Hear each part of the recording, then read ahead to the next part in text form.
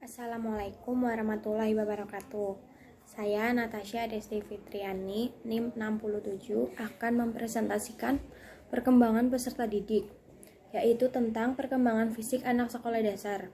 Saya akan membacakan slide pertama, yaitu tentang hal-hal yang mencakup perkembangan fisik anak sekolah dasar. Oke, langsung saja. Ada 4 hal yang mempengaruhi perkembangan peserta didik, yaitu pertama tinggi dan berat badan, yang kedua adalah proporsi bentuk tubuh, yang ketiga adalah otak, yang keempat adalah keterampilan motorik. Di sini saya akan menjelaskan 2 hal tentang hal yang mencakup perkembangan fisik anak sekolah dasar. Yang pertama adalah tinggi dan berat badan. Pertumbuhan anak sekolah dasar ini akan cenderung relatif lambat dan relatif konsisten. Perkembangan terjadi pada awal pubertas karena adanya ukuran kerangka tulang, sistem otot, tinggi dan berat badan anak secara bertahap akan terus bertambah. Yang kedua adalah otak. Kematangan otak yang dikombinasi dengan pengalaman interaksi dengan lingkungan sangat berpengaruh terhadap perkembangan kognitif anak. Dalam hal ini bukan sekedar tentang kebutuhan nutrisi yang diperlukan, tetapi rangsangan yang membuat otak anak ini menjadi berfungsi. Oke, segitu saja presentasi dari saya. 2 hal yang selanjutnya akan dijelaskan oleh Saudara Eka. Wassalamualaikum warahmatullahi wabarakatuh. Saya Eka Stianing Marsudi Utami, NIM 50, akan melanjutkan presentasi dari Desti. Saya akan menjelaskan tentang perkembangan fisik anak SD. Perkembangan fisik anak SD dibagi menjadi 2. Yang pertama, bentuk tubuh. Anak SD kelas awal umumnya masih mempunyai porsi tubuh yang kurang seimbang. Kekurangseimbangan ini sedikit demi sedikit berkurang sampai terlihat perbedaannya ketika anak mencapai kelas 5 atau 6. Kekurangseimbangan tubuh anak dapat diamati pada bagian kepala, badan, dan kaki. Akan tetapi, beberapa perbandingan pada bagian wajah yang kurang seimbang mulai menghilang dengan bertambah besarnya mulut dan rahang, semakin melebar dan meratanya dahi, semakin mengecilnya bibir, serta menjadi lebih besar dan berbentuknya hidung. Yang kedua, keterampilan motorik. Pada usia sekolah perkembangan motorik, anak lebih halus, lebih sempurna dan terkoordinasi dengan baik seiring dengan bertambahnya berat dan kekuatan badan anak.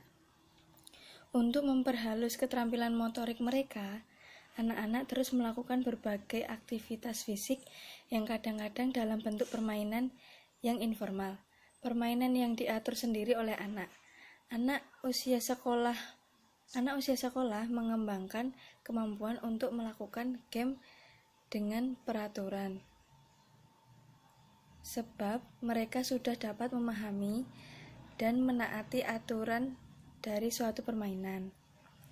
Dalam waktu yang sama, anak mengalami peningkatan dalam koordinasi dan pemilihan waktu yang tepat dalam melakukan berbagai aktivitas tersebut.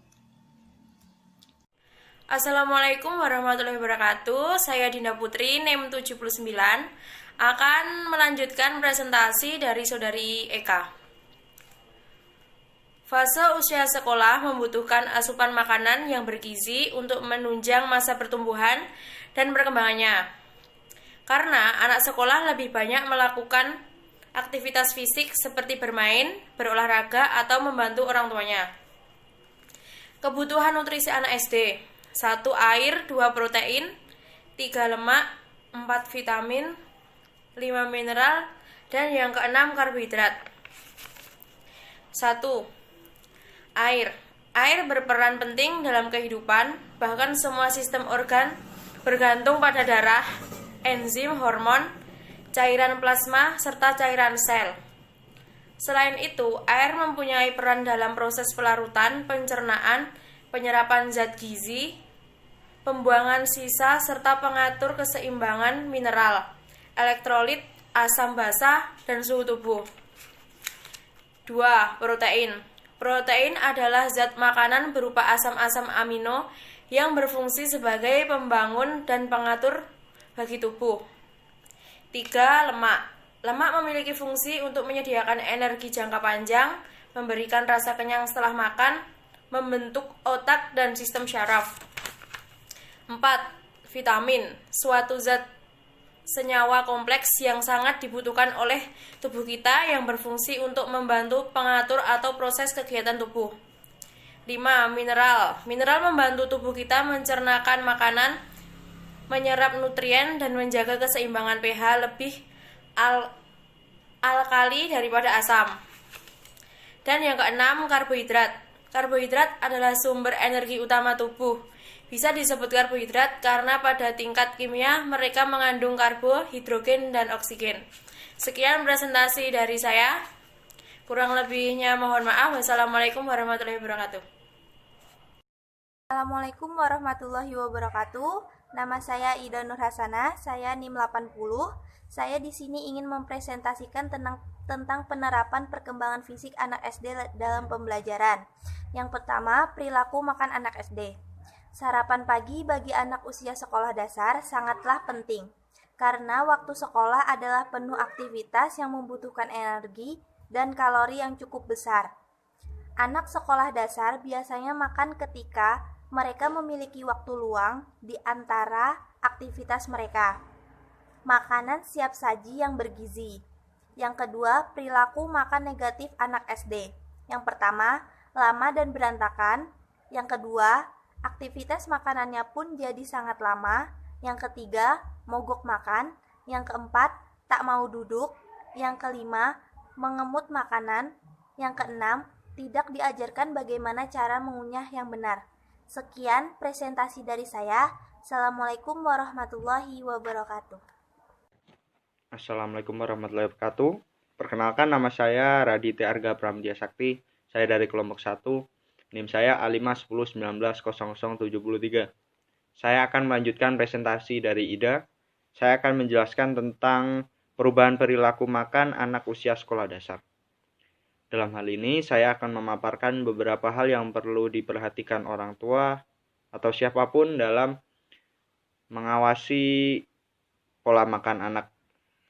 1. Pemahaman yang perlu diketahui atau dipahami oleh setiap orang bahwa kurus itu bukan berarti kurang gizi dan gemuk itu bukan berarti sehat. Karena menurut beberapa dokter, ketika seseorang gemuk, semakin gemuk jantungnya akan semakin terhimpit dan sulit untuk memompa darah. Yang kedua, jangan pernah memaksa si anak untuk makan makanan berlebih hanya karena anggapan orang tuanya bahwa dia kurang gizi, karena dia kurang sehat. Jangan melakukan hal itu. Pemaksaan sangat tidak baik untuk anak. Jangan dilakukan. Nomor 3, sekali ajak anak untuk menyiapkan makanan. Ajak anak untuk bereksperimen. Ajak anak-anak untuk menciptakan bentuk-bentuk yang dia sukai, bentuk-bentuk variasi yang dia suka. Libatkan anak dalam proses itu karena itu sangat baik dan dia cenderung akan terpicu nafsu makannya untuk memakan hasil karyanya sendiri, bukan? Yang keempat, jangan ragu menggunakan variasi rasa. Variasi rasa buah, variasi mangga, jeruk, stroberi. Anak-anak kan suka yang manis-manis.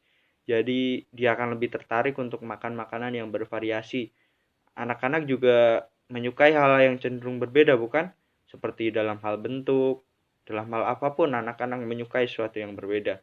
Jadi jangan pernah ragu untuk menyiapkan variasi-variasi yang good. Nomor yang terakhir, sesekali biarkan anak makan bersama orang lain, baik itu temannya, saudaranya, sepupunya, atau siapapun. Karena itu akan memicu nafsu makan anak ketika anak bersama orang lain, makan bersama teman-temannya. Dia akan merasa terhibur karena ada teman-temannya. Ataupun ajak teman-temannya untuk makan di rumah. Itu sangat bagus untuk perkembangan nafsu makan anak, karena anak akan terpicu untuk makan bersama temannya. Ketakutannya akan makanan tidak enak akan teralihkan karena teman-temannya yang sangat mengasihkan. Sekian dari saya. Apabila ada kekurangan mohon maaf. Wassalamualaikum warahmatullahi wabarakatuh. Bye bye. Saya Koyumin Arifah akan melanjutkan presentasi mengenai faktor-faktor yang mempengaruhi kesehatan psikis pada anak usia sekolah. 1. Pengaruh guru. Pengaruh guru menunjukkan suatu pengaruh besar dan kuat terhadap iklim di suatu sekolah, baik secara emosi maupun sosial. Yang kedua, pengaruh teman sebaya. Anak-anak sehari-hari bergaul dengan teman sekolah maupun di luar ruang sekolah. Oleh karena itu, orang tua dan guru harus memperhatikan kelompok bermain anak di sekolah maupun di luar sekolah. Yang ketiga, pengaruh kondisi fisik sekolah. Anak tidak akan tenang belajar apabila sekolah terletak di dekat pasar, perkampungan yang padat, kumuh, bau, dekat pabrik atau tempat hiburan. Keadaan semacam ini sangat berpengaruh terhadap perilaku anak. Yang keempat, pengaruh kurikulum. Kurikulum sekolah merupakan pedoman proses pembelajaran yang sangat penting. Oleh karena itu, kurikulum nasional yang cukup fleksibel menambah keperluan khusus setempat dalam bentuk muatan lokal. Yang kelima, pengaruh proses pembelajaran. Suasana sekolah yang menenangkan dan merangsang belajar akan menentukan iklim sekolah. Hal ini tergantung pada kemampuan guru mengajar serta tata tertib dan perilaku di sekolah. Sekolah terasa nyaman dan menarik sehingga anak senang berada di sekolah dan guru pun bergairah dalam mengajar. Yang ketujuh, pengaruh keluarga. Keluarga sendiri memberikan pengaruh terhadap perkembangan anak dari usia dini. Yang ketujuh, pengaruh keluarga. Keluarga sendiri memberikan pengaruh terhadap perkembangan anak secara dini. Yang paling pertama dan utama, orang tua yang bersifat otoriter, tidak sabar, mudah marah, selalu mengatakan tidak, selalu melarang, selalu memukul, akan berpengaruh buruk terhadap perkembangan anak. Selanjutnya, penyakit-penyakit pada anak SD. 1. Diare. Gejala yang muncul adalah mual, muntah, sakit perut, sakit kepala, dan demam. Dengan biasanya berlangsung demam yang ringan biasanya berlangsung selama 3-6 hari. Dan jika tidak kunjung reda, segera periksakan ke dokter. Untuk menghindari akibat buruk dari diare, anak dibiasakan untuk cuci tangan sebelum makan, masak, atau menyajikan makanan, dan sesudah dari kamar mandi. Yang selanjutnya adalah demam berdarah. Demam berdarah merupakan penyakit yang disebabkan oleh virus yang sering diartikan para masyarakat itu dengan flu. Penyakit ini diawali dengan munculnya gejala sakit kepala, nyeri otot atau sendi, timbul ruam kemerahan pada kulit bagi anak yang lebih, demam tinggi mendadak, sakit kepala yang cukup berat, rasa nyeri atau sakit di mata, nyeri sendi, akhirnya gusi dan hidung mulai berdarah. Penyakit ini secara umum tidak menular dari satu orang ke orang lain. Bila masih ringan, mengatasinya cukup dengan istirahat, minum air putih yang banyak, dan paracetamol. Jika tidak kunjung sembuh, segera dilarikan ke dokter.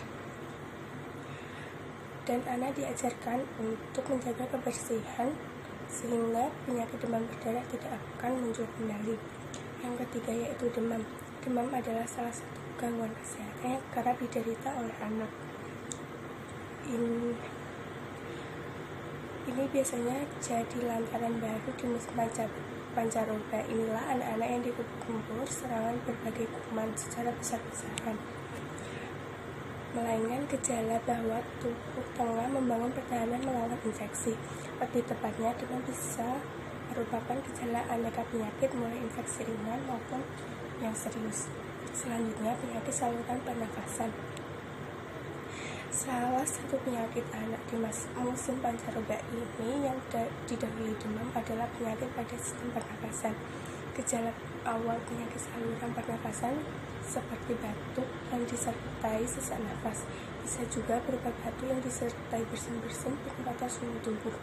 Bila juga muncul secara gejala khusus, pernafasan tidak akan normal. Selanjutnya, penyakit saluran pencernaan. Penyakit saluran pencernaan biasanya didahului keluhan mencret, mual, dan lainnya. Gejala muntah dan mencret biasanya disertai demam, sakit kepala, dan mulas. Tinja anak mungkin tampak berlendir dan berdarah, disebabkan bukan infeksi. Gejala muntah dan mencret jarang disertai mulas ataupun tanpa lendir dan darah. Selanjutnya, campak. Campak merupakan penyakit yang sangat menular, terutama menyerang anak-anak, walaupun beberapa kasus juga dapat menyerang orang dewasa. Pada anak-anak dengan gizi yang buruk ditemukan kejadian campak dengan komplikasi yang fatal atau berpotensi menyebabkan kematian. Sebelum vaksinasi campak digunakan secara meluas, wabah campak terjadi setiap 2-3 tahun, terutama pada anak usia prasekolah dan anak-anak SD. Jika seseorang menderita campak, maka seumur hidupnya dia akan kebal terhadap penyakit. Selanjutnya yaitu flu. Flu disebabkan oleh infeksi virus. Tidak ada obat pilek yang efektif untuk bayi dan anak. Lamanya flu bervariasi, bisa sampai 3 hari sampai 2 minggu, tergantung daya tahan tubuh kita saat itu dan tergantung ada tidaknya orang lain yang juga sakit flu di rumah atau di sekolah anak. Yang paling dibutuhkan saat anak flu adalah cairan termasuk air buah. Upayakan agar anak minum meski sedikit-sedikit. Selain itu, supaya ingus tidak kental dan tidak menyumbat jalan nafas, berikan air garam steril sebagai tetes hidung. Air garam ini adalah air garam yang ada dalam tubuh kita, sehingga tidak akan menimbulkan efek samping. Hal lain juga banyak membantu adalah memberikan uap air panas untuk dihirup oleh anak. Selanjutnya yaitu radang tenggorokan. Anak bisa sangat sering terserang infeksi saluran nafas termasuk radang tenggorokan. 90% dari kasus radang tenggorokan yang disertai hidung berair, demam, dan nyeri telinga disebabkan oleh virus. Gejala infeksi bakteri ini adalah tenggorokan berwarna merah, daging dan tonsil mengeluarkan cairan. Bila anak menjadi gelisah, rewel, sulit tidur, lemah, dan lesu karena gejala radang tenggorokan ini, kita dapat membantu meredakannya. Tidak harus selalu dengan obat, mungkin dengan tindakan yang mudah dan sederhana. Nyeri menelan itu diusahakan dengan banyak minum air hangat, obat kumur, paracetamol untuk meredakan nyeri. Selanjutnya demam, banyakin minum paracetamol, kompres air hangat. Kemudian bila hidung tersumbat, usahakan banyak minum air hangat. Anak diuap dengan baskom berisi air hangat. Penyakit yang terakhir adalah sariawan. Sariawan jenis ini berlokasi di bagian belakang tenggorokan. Proses terjadinya sariawan ini karena gigitan atau tersogok dengan sikat gigi atau benda lainnya yang sehingga menimbulkan luka atau lecet. Jika kemudian kuman masuk dan daya tubuh pada anak sedang menurun, maka bisa terinfeksi. Penanganannya seharusnya dilakukan saat anak terkena sariawan, yaitu saat memberi makan sebaiknya disuapi secara perlahan-lahan. Usahakan memberikan minum lewat gelas. Makanan sebaiknya bersifat lembut dan cair. Makanan yang banyak mengandung vitamin C dan B mempercepat proses penyembuhan. Perkenalkan, nama saya Lukmanul Hakim, NIM 71. Di sini saya akan melanjutkan presentasi dengan faktor-faktor yang mempengaruhi kesehatan psikis pada anak usia sekolah. Yang pertama, faktor pengaruh guru. Perilaku guru menunjukkan sesuatu pengaruh yang besar dan kuat terhadap iklim atau suasana sekolah, baik sosial maupun emosional. Kebersihan guru dalam mengajar dan mendidik, khususnya dalam membantu perkembangan peserta kepribadian anak. Yang kedua, pengaruh teman sebaya. Sehari-hari anak bergaul dengan teman sekolah atau teman di luar sekolah. orang tua dan guru harus mengetahui kelompok teman bermain anak baik di sekolah maupun di luar sekolah. Di rumah, anak berada dalam dunia dewasa yang penuh dengan norma dan nilai yang harus dipatuhi. Sedangkan di luar rumah, anak dalam dunia usia sebaya yang penuh dengan kebebasan. Yang ketiga, pengaruh kondisi fisik sekolah. Anak tidak akan belajar apabila sekolah terletak di dekat pasar, perkampungan yang padat, dekat pabrik, atau di sekitar tempat hiburan. Keadaan semacam ini sangat berpengaruh terhadap perilaku anak karena sangat mengganggu dalam proses belajar. Yang keempat, pengaruh kurikulum. Kurikulum sekolah merupakan pedoman proses pembelajaran yang sangat penting. Undang-Undang Nomor 2 Tahun 1989 dan Peraturan Pemerintah Nomor 28 Tahun 1990 sudah menggariskan jenis muatan kurikulum, khususnya kurikulum nasional yang cukup fleksibel, menampung keperluan khusus setempat dalam bentuk muatan lokal. Yang kelima, pengaruh proses pembelajaran. Yang keenam, suasana sekolah yang menantang dan merangsang belajar akan menentukan iklim sekolah. Hal ini tergantung pada kemampuan guru belajar, mengajar, serta tata tertib yang berlaku di sekolah. Sekolah terasa nyaman dan menarik sehingga anak senang berada di sekolah dan guru pun bergairah dalam mengajar. Yang terakhir, ketujuh, pengaruh keluarga. Keluarga merupakan faktor pembentuk kepribadian anak secara dini yang pertama dan utama. Orang tua yang bersifat otoriter, tidak sabar, mudah marah, selalu mengatakan tidak, selalu melarang, memukul akan sangat berpengaruh buruk terhadap perkembangan kepribadian anak. Itu tadi faktor-faktor yang mempengaruhi kesehatan psikis pada anak usia sekolah. Yang selanjutnya, penyakit pada anak SD yang sering dialami. Yang pertama, diare. Diare adalah gejala yang muncul mual-mual, muntah, sakit perut, sakit kepala, dan demam. Diare yang ringan biasanya berlangsung 3-6 hari. Dan jika tidak juga reda, segera konsultasi ke dokter untuk menghindari akibat buruk diare. Biasakan diri cuci tangan dan selalu cuci tangan dalam sebelum memasak, menyajikan makanan, dan makan. Ajarkan anak-anak untuk selalu mencuci tangan sebelum makan dan sesudah dari kamar mandi. Yang kedua, demam berdarah. Demam berdarah merupakan penyakit yang disebabkan oleh virus yang sering disalahartikan dengan flu. Penyakit ini diawali dengan munculnya gejala sakit kepala dan nyeri otot atau sendi.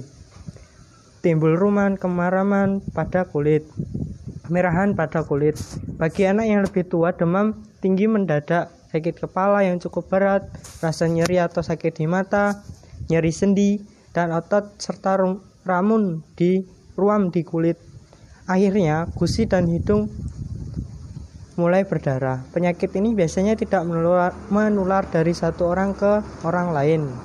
Bila masih ringan, mengatasinya dengan istirahat di tempat tidur, minum air banyak, dan paracetamol. Yang ketiga, demam. Demam adalah salah satu gangguan kesehatan yang kerap diderita anak di musim pancaroba. Yang keempat, penyakit saluran pernafasan. Salah satu penyakit anak di musim pancaroba yang didahului demam adalah penyakit pada sistem pernafasan. Gejala awal penyakit saluran pernafasan biasa berupa batuk yang kadang disertai sesak nafas. Yang kelima, penyakit saluran pencernaan. Penyakit saluran pencerna biasanya didahului keluhan mencret, mual, dan muntah.